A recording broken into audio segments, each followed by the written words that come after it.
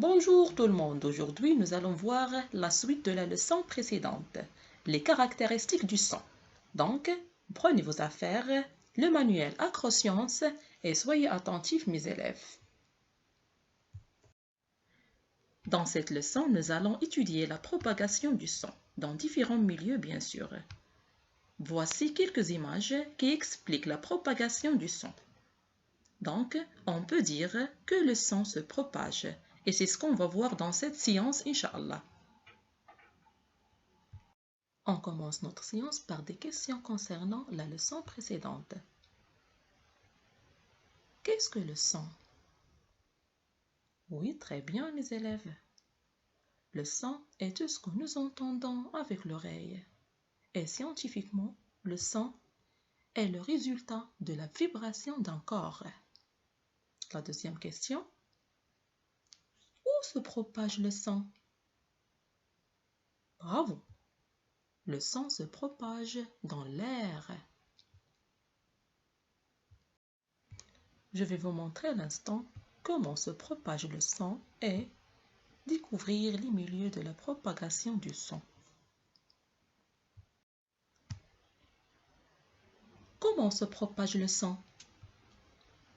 Lorsqu'un corps vibre, il émet un sang qui se propage dans un milieu matériel, comme l'air, l'eau, le sol, etc. On va voir maintenant une chaîne très simple qui explique comment le sang se propage dans l'air. Je vais vous expliquer les composants de cette chaîne. On commence par l'émission d'un son, par un haut-parleur. Alors, c'est l'haut-parleur qui produit le son. La propagation du son dans l'air, bien sûr. La réception d'un son par une oreille. Alors, c'est l'oreille qui reçoit le son. Toujours, comment se propage le son? Vous avez un autre exemple concernant la propagation du son.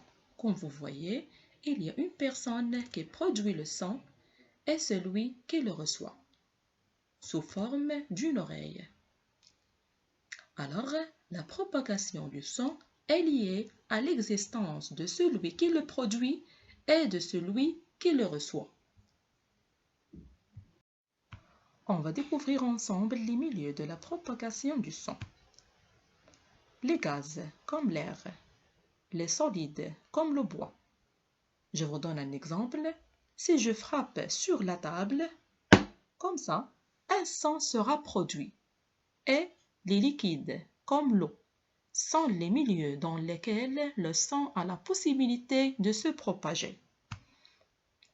Alors le son se propage dans toutes les directions à travers différents milieux, gazeux comme l'air, liquide comme l'eau et solide comme le bois. Regardez un exemple d'un enfant qui applaudit dans l'eau. Donc, on peut entendre ce son. Alors, après tout ce qu'on vient de découvrir, je vous demande maintenant de prendre vos manuels de sciences, page 96. Je vais lire la question. Observe colorée en rouge l'étiquette de celui qui produit le son et en vert celle de celui qui le reçoit. Vous avez deux images. Qu'est-ce que vous voyez dans la première image? Allez mes élèves. Oui, très bien. Il y a une maîtresse et les élèves. Que fait la maîtresse? Bravo! La maîtresse explique la leçon et les élèves l'entendent. Très bien, mes élèves. Alors, qui produit le son et qui le reçoit? La deuxième image. Qu'est-ce que vous avez dans la deuxième image? Oui, il y a des enfants devant la télé. Alors, qui reçoit le son et qui le produit? Voilà la correction. C'est la maîtresse qui produit le son, bien sûr en rouge, et les élèves le reçoivent en vert. La deuxième image. La télé produit le son en rouge et les enfants le reçoivent en vert. Pour la première image, qu'est-ce que vous voyez? Ou bien, qu'est-ce que vous observez? Très bien, il y a un enfant et un réveil. Alors, qui produit le son et qui le reçoit?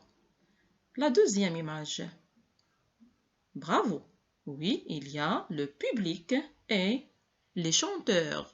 Qui produit le son et qui le reçoit? Prenez votre temps pour réfléchir. Voilà la correction. C'est le réveil qui produit le son et c'est l'enfant qui le reçoit.